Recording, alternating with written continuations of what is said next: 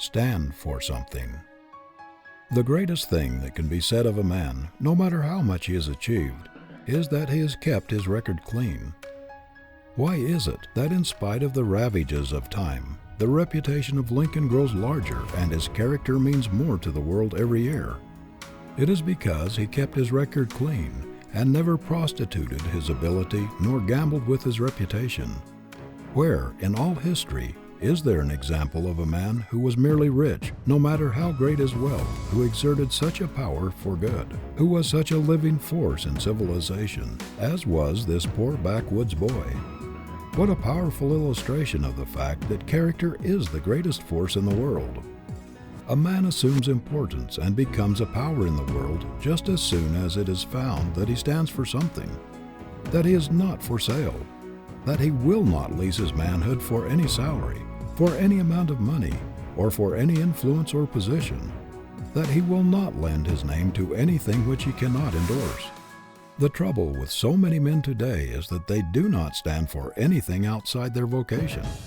They may be well educated, well up on their specialities, may have a lot of expert knowledge, but they cannot be depended upon.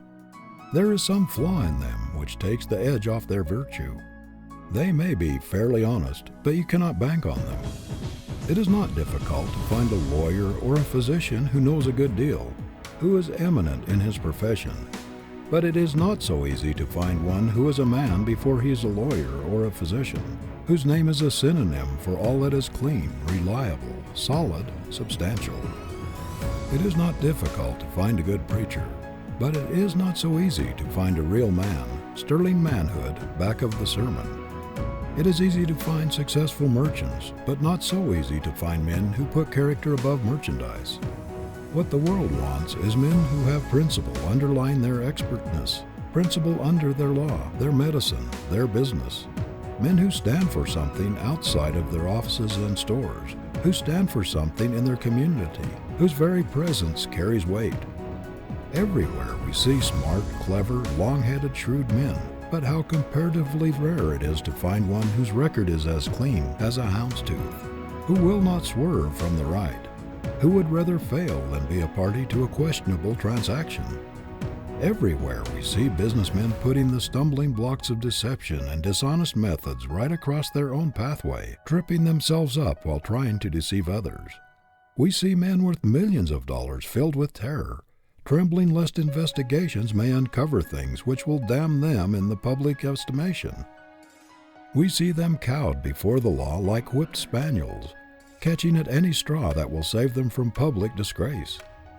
What a terrible thing to live in the limelight of popular favor, to be envied as rich and powerful, to be esteemed as honorable and straightforward, and yet to be conscious all the time of not being what the world thinks we are, to live in constant terror of discovery, in fear that something may happen to unmask us and show us up in our true light. But nothing can happen to injure seriously the man who lives foursquare to the world, who has nothing to cover up, nothing to hide from his fellows, who lives in a transparent, clean life with never a fear of disclosures. If all his material possessions are swept away from him, he knows that he has a moment in the hearts of his countrymen, in the affection and admiration of the people, and that nothing can happen to harm his real self because he has kept his record clean. Mr. Roosevelt early resolved that, let what would come, whether he succeeded in what he undertook or failed, whether he made friends or enemies, he would not take chances with his good name. He would part with everything else first. That he would never gamble with his reputation, that he would keep his record clean. His first ambition was to stand for something, to be a man. Before he was a politician or anything else, the man must come first. In his early career, he had many opportunities to make a great deal of money by allying himself with crooked, sneaking, unscrupulous politicians. He had all sorts of opportunities for political graft, but crookedness never had any attraction for him. He refused to be a party to any political jobbery, any underhand business. He preferred to lose any position he was seeking, to let somebody else have it if he must get smirched in the getting it. He would not touch a dollar, place, or preferment unless it came to him clean, with no trace of jobbery on it. Politicians who had an axe to grind knew it was no use to try to bribe him or to influence him with promises of patronage, money, position, or power. Mr. Roosevelt knew perfectly well that he would make many mistakes and many enemies, but he resolved to carry himself in such a way that even his enemies should at least respect him for his honesty of purpose and for his straightforward, square-deal methods. He resolved to keep his record clean, his name white, at all hazards. Everything else seemed unimportant in comparison. In times like these, the world especially needs men as Mr. Roosevelt. Men who hew close to the chalk line of right and hold the line plumb to truth. Men who do not pander to public favor. Men who make duty and truth their goal and go straight to their mark, turning neither to the right nor to the left, though a paradise tempt them. Who can ever estimate how much his influence has done toward purging politics and elevating the American ideal? He has changed the viewpoint of many statesmen and politicians. He has shown them a new and better way. He has made many of them ashamed of the old methods of grafting and selfish greed. He has held up a new ideal, shown them that unselfish service to their country is infinitely nobler than an ambition for self-aggrandizement. American patriotism has a higher meaning today because of the example of this great American. Many young politicians and statesmen have adopted cleaner methods and higher aims because of his influence.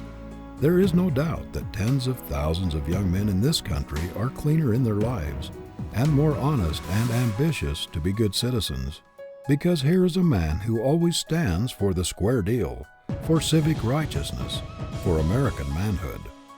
Every man ought to feel that there is something in him that bribery cannot touch, that influence cannot buy, something that is not for sale, something he would not sacrifice or tamper with for any price, something he would give his life for if necessary.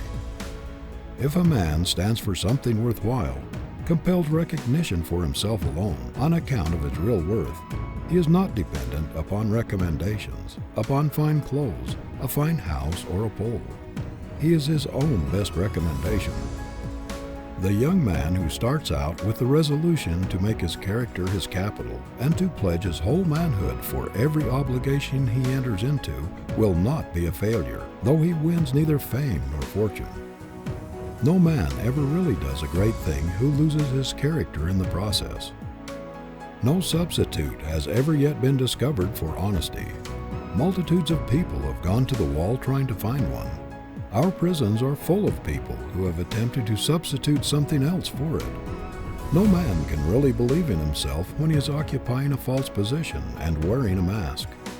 When the little monitor within him is constantly saying, "You know you are a fraud. You are not the man you pretend to be." The consciousness is not being genuine, not being what others think him to be, robs a man of power, honeycombs the character, and destroys self-respect and self-confidence. When Lincoln was asked to take the wrong side of a case, he said, "I could not do it. All the time while talking to that jury, I should be thinking, 'Lincoln, you're a liar. You're a liar,' and I believe I should forget myself and say it out loud." Character as capital is very much underestimated by a great number of young men. They seem to put more emphasis upon smartness, shrewdness, long-headedness, cunning, influence, a pull, than upon downright honesty and integrity of character. Yet why do scores of concerns pay enormous sums for the use of the name of a man who perhaps has been dead for half a century or more? It is because there is power in that name, because there is character in it, because it stands for something, because it represents reliability and square dealing. Think of what the name of Tiffany, of Park and Tilford, or any of the great names which stand in the commercial world as solid and immovable as the Rock of Gibraltar are worth.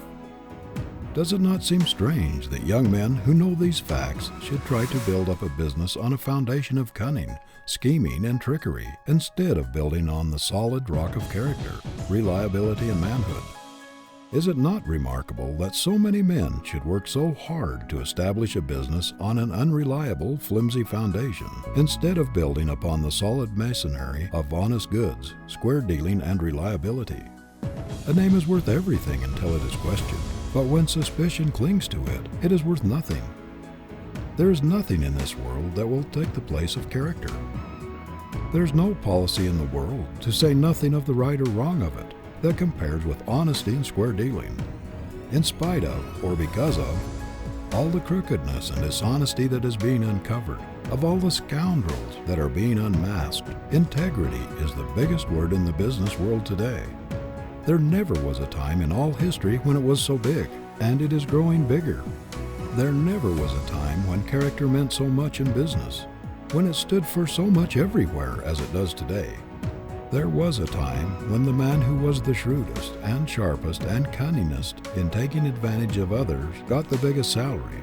But today, the man at the other end of the bargain is looming up as never before.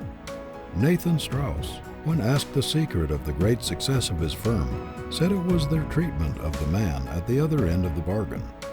He said they could not afford to make enemies. They could not afford to displease or take advantage of customers, or to give them reason to think that they had been unfairly dealt with, that in the long run, the man who gave the squarest deal to the man at the other end of the bargain would get ahead fastest. There are merchants who have made great fortunes, but who do not carry weight among their fellow men because they have dealt all their lives with inferiority. They have lived with shoddy and shams so long that the suggestion has been held in their minds until their whole standards of life have been lowered. Their ideals have shrunken. Their characters have partaken of the quality of their business. Contrast these men with the men who stood for half a century or more at the head of solid houses, substantial institutions, men who have always stood for quality in everything, who have surrounded themselves not only with ability, but with men and women of character. We instinctively believe in character. We admire people who stand for something, who are centered in truth and honesty. It is not necessary that they agree with us. We admire them for their strength, the honesty of their opinions, the inflexibility of their principles. The late Karl Schurz was a strong man and agonized many people. He changed his political views very often, but even his worst enemies knew there was one thing he would never go back on, friends or no friends, party or no party, and that was his devotion to principle as he saw it. There was no parleying with his convictions. He could stand alone if necessary, with all the world against him. His inconsistencies, his many changes in parties and politics, could not destroy the universal admiration for the man who stood for his convictions. Although he escaped from a German prison and fled his country, where he had been arrested on account of his revolutionary principles when but a mere youth, Emperor William I had such a profound respect for his honesty of purpose and his strength of character that he invited him to return to Germany and visit him, gave him a public dinner, and paid him great tribute. Who can estimate the influence of President Eliot in enriching and uplifting our national ideas and standards through the thousands of students who go out from Harvard University? The tremendous force and nobility of character of Phillips Brooks raised everyone who came within his influence to higher levels. His great earnestness in trying to lead people up to his lofty ideals swept everything before it. One could not help feeling while listening to him and watching him that there was a mighty triumph of character, a grand expression of superb manhood. Such men as these increase our faith in the race, in the possibilities of the grandeur of the coming man. We are prouder of our country because of such standards. It is the ideal that determines the direction of life. And what a grand sight, what an inspiration are those men who sacrifice the dollar to the ideal. The principles by which the problem of success is solved are right and justice, honesty and integrity, and just in proportion as a man deviates from these principles, he falls short of solving his problem. It is true that he may reach something. He may get money, but is that success? The thief gets money, but does he succeed? Is it any honester to steal by means of a long head than by means of a long arm? It is very much more dishonest because the victim is deceived and then robbed, a double crime. We often receive letters which read like this: I am getting a good salary, but I do not feel right about it somehow. I cannot still the voice within me that says, wrong, wrong, to do what I am doing. Leave it, we always say to the writers of these letters.